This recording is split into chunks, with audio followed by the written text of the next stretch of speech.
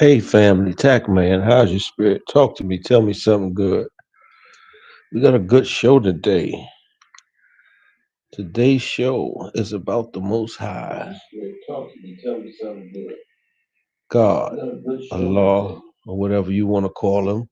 Today's show is and we're going to talk about why we need him, what's going to happen if we don't have him, and all kinds of things. Why we need him? I'm going to give you 30 examples of why we need God in our life. These draw from common spiritual, philosophical, and personal perspectives often shared in faith traditions. Number one, why we need God in our life. God provides a sense of purpose and meaning beyond daily routines.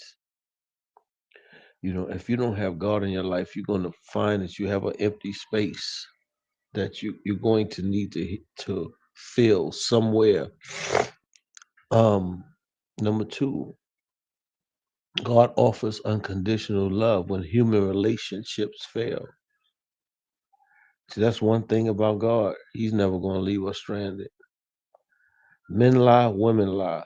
God never lies. Something that you have to understand. He gives moral guidance and a framework for distinguishing right from wrong. And this is why he gave us free will, because we know right from wrong. And when we do opposite, we feel it. And we can always make change. This is about, through adversity come change. As you know, the name of this platform is called TAC, Through Adversity Come Change. This is my book. It's on Amazon. Uh, you can get it. It's Kindle also, Through Adversity Come Change too, with Kindle. And I'm working on a workbook, study guide, and inshallah that will be coming out soon as well. But this platform is called TAC, Through Adversity Comes Change. And it's about helping us to heal. It's five principles, three articles, one healer. The healer is helping everyone accept, achieve, and appreciate love. And this is what life is all about. And what's up, Ben Ben? What's up, Ben Ben? Um, and these are the things that we have to work on. This is how it goes. God brings comfort and peace during times of grief and loss. Who better to talk to than the Most High? And this is why this is the first principle intact. You have to have an understanding of a higher power. Only way you're going to be able to make changes in your life or do the right thing in your life is you have to have an understanding of God. Then and only then can things manifest themselves. It's up to you. You know, God forces hope for the future and life after death. And I'm at the age where I have to be prepared for the next life, the life after death.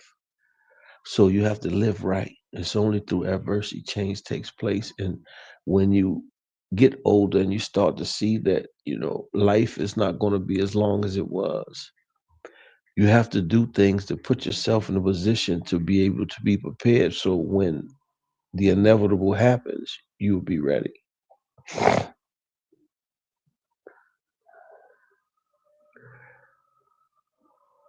He builds community through sharing faith and support networks.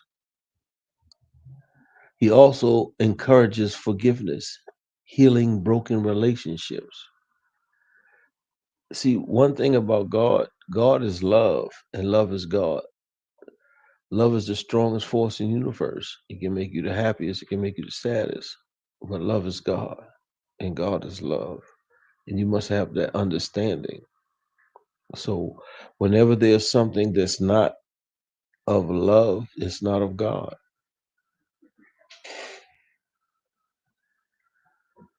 He he promotes humility and reduces arrogance or self-centeredness. You know how that can be. People can really be into themselves. And the thing is, like, we have to always understand that there's a higher power than us. And the only way we can win is keep him right there in front.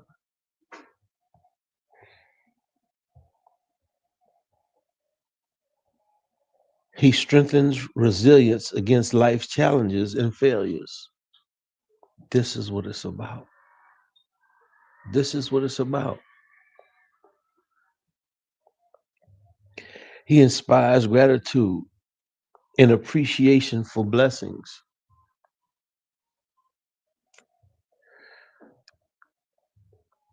He helps control anger, anxiety, and destructive emotions.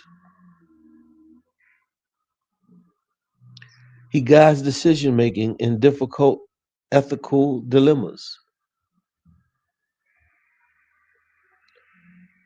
He cultivates inner joy, independence of circumstances. He encourages generosity and service to others. This is what God does. When you have an understanding of who God is, and only through adversity, change takes place. We have to understand that. We have to go through it to get to it. The only way we're going to make it is we have to go through it to get to it.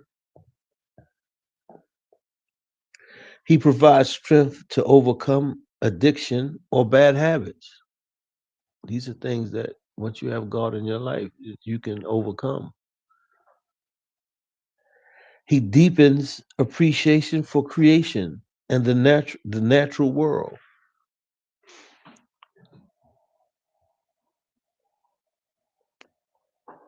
He offers wisdom through prayer and reflection. He builds character traits like patience, kindness, and self-control. These are just small things that God does for us. Imagine the big things that he does for us that we don't even know.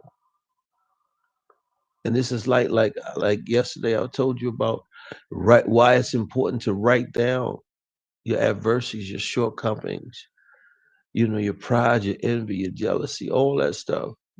Because when you see it and you can recognize it, you can change it. Anything the mind can conceive and believe it can achieve. It's up to you.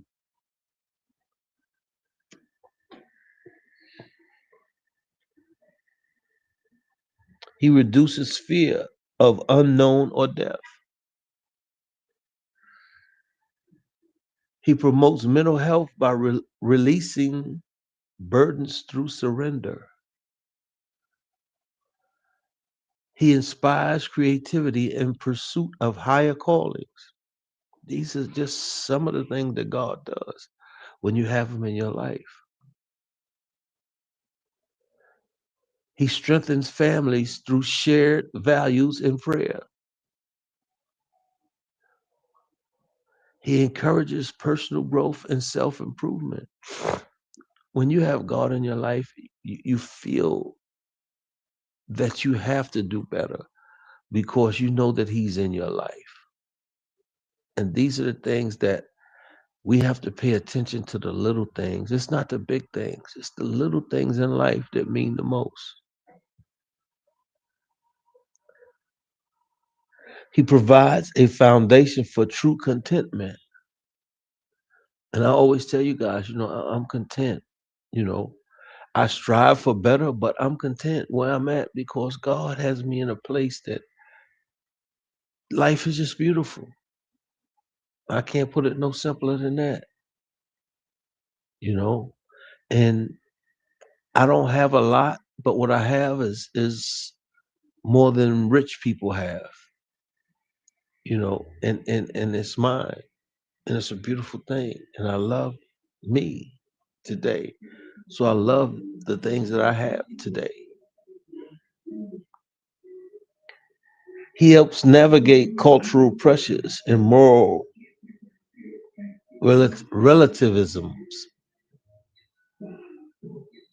He forces a scene of belonging in a vast universe.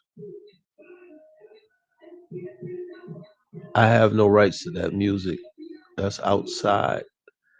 I have no rights to that music. He encourages stewardship, and responsibility for the planet. And this is something that they're not respecting right now, but he'll show us. I just look for the time when it comes.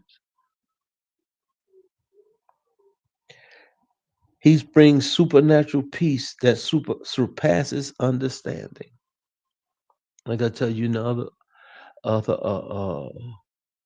talk that I gave you the other day. When he put them glasses on you, you see life for what it is. You see people for who they are, and you don't judge. You just understand that's where they are. That's not where you are, and you just have to keep striving and doing the right thing in your life so that your life could be better.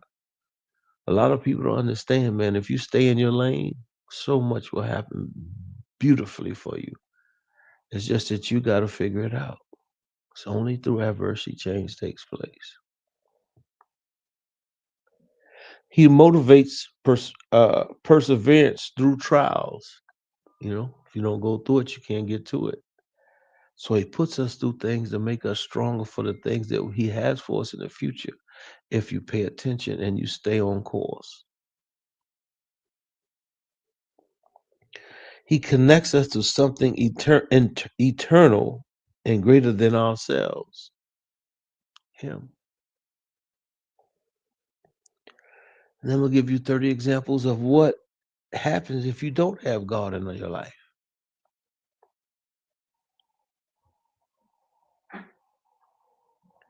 And these are presented as common observations or warnings for faith perspective result vary by individuals. So I must say that. But here we go. Number one, life can feel empty and meaningless despite success when you don't have God in your life or a higher power or something that you worship other than yourself.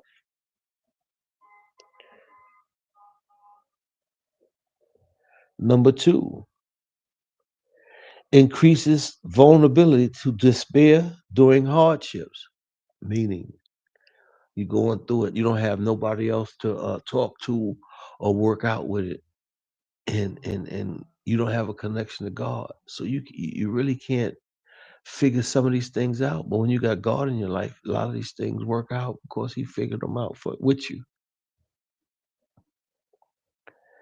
The moral confusion or relativism leading to poor choices. Let me say that again. When you don't have God in your life, it leads you to moral confusion or relativism, relativism leading to poor choices.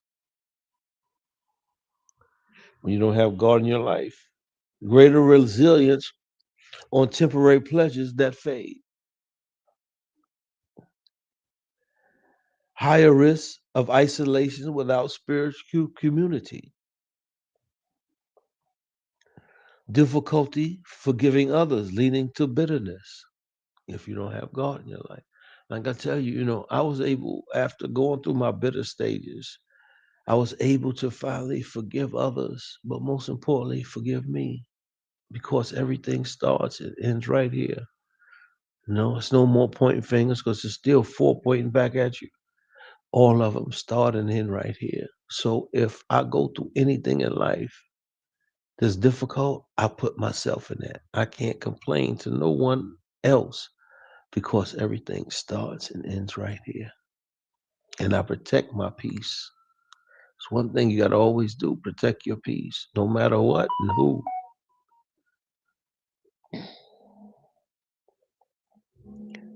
Without him,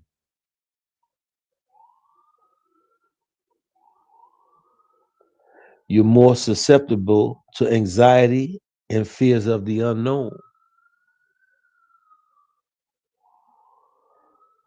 When you don't have him, potential for unchecked ego or narcissism.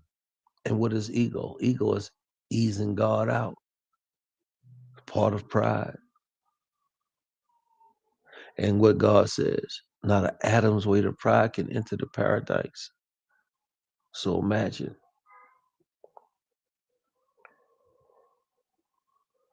It also, when you don't have God in your life, it less emphasis on gratitude, breeding discontent.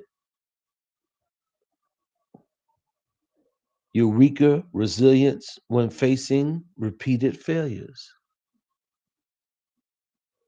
You struggle with destructive habits without higher accountability. You shallower relationships lacking spiritual depth.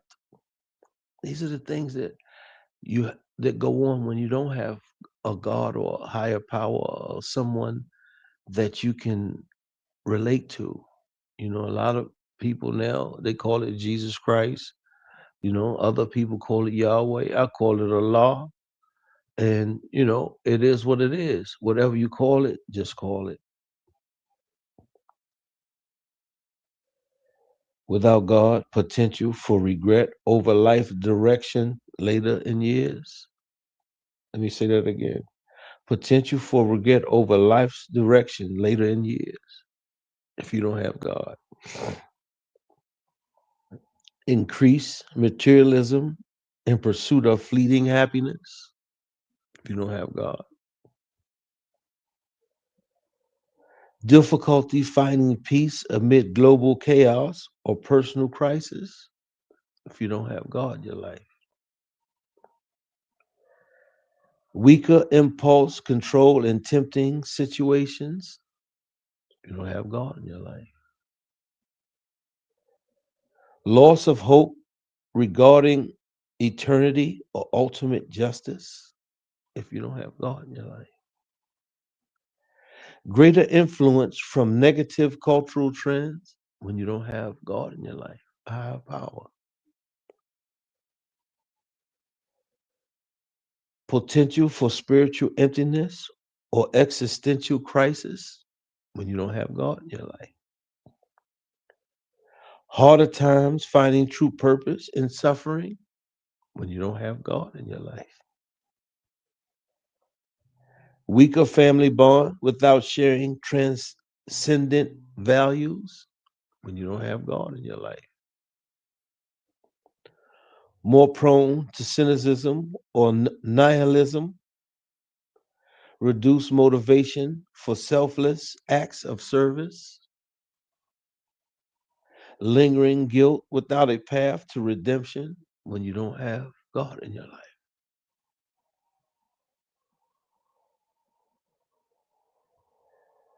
Potential decline in overall life satisfaction over time when you don't have God in your life. Difficulty maintaining long term integrity under pressure when you don't have God in your life.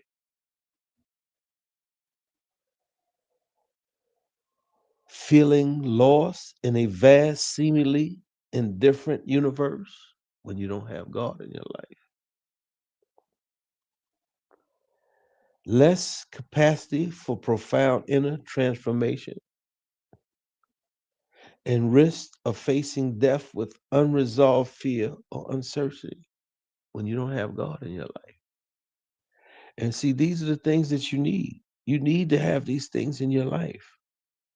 And most important is God.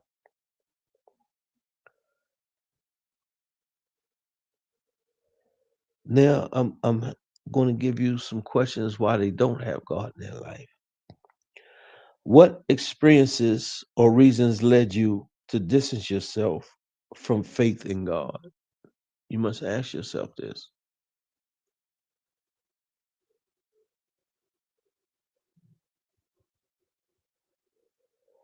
Do you feel like do you feel life has more meaning without belief in God?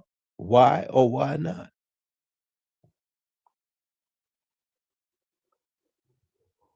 Have you ever felt a spiritual void or longing that material things couldn't fill? You must ask yourself this.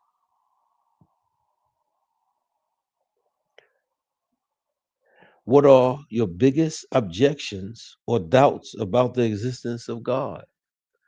And see, these are the things that happen when you don't have God in your life.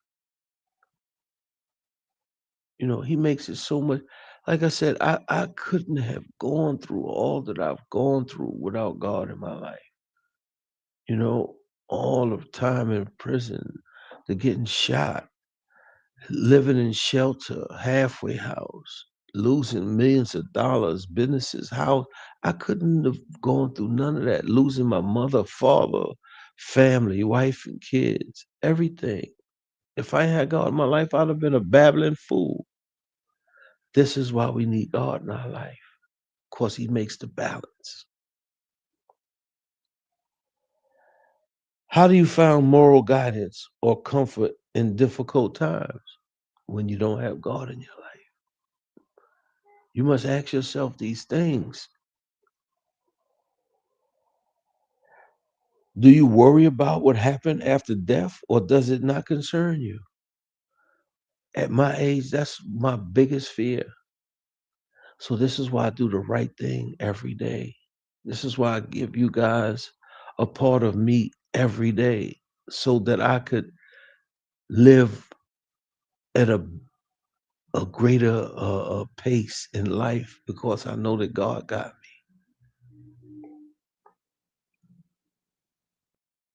Do have past hurts from religious people or institutions influence your view? What would it take for you to reconsider belief in God if you don't?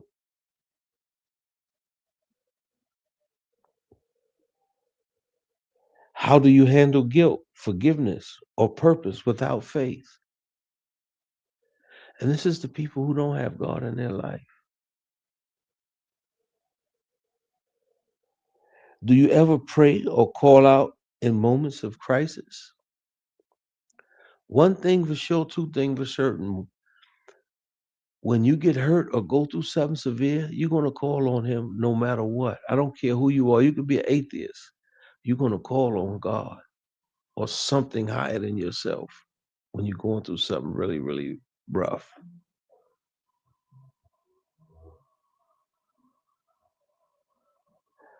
What first drew you to a relationship with God? And this is for people who have God in their life. You got to ask yourself, you know, these questions. You can put it on here. How has faith in God changed your daily life or outlook?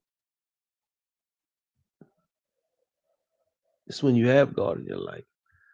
Can you share a time when God provided comfort or guidance?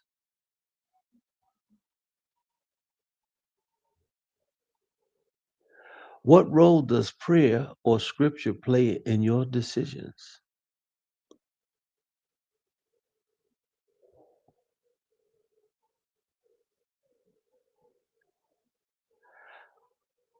How has knowing God affected your relationship with others? And see, when you have a great relationship with God, man, your relationship with other people are fantastic because you're not going to burn a bridge. You're gonna you're gonna make relationship. You're gonna build friendships. And a lot of people don't understand that friendships and relationships are very important. This is why they say never burn a bridge.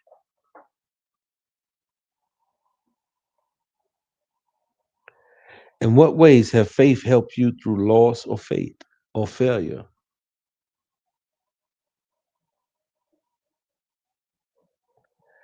How does belief in God give you hope for the future?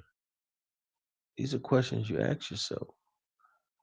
These help you to heal and go through whatever you have to go through in life. But you have to make sure that you put God first.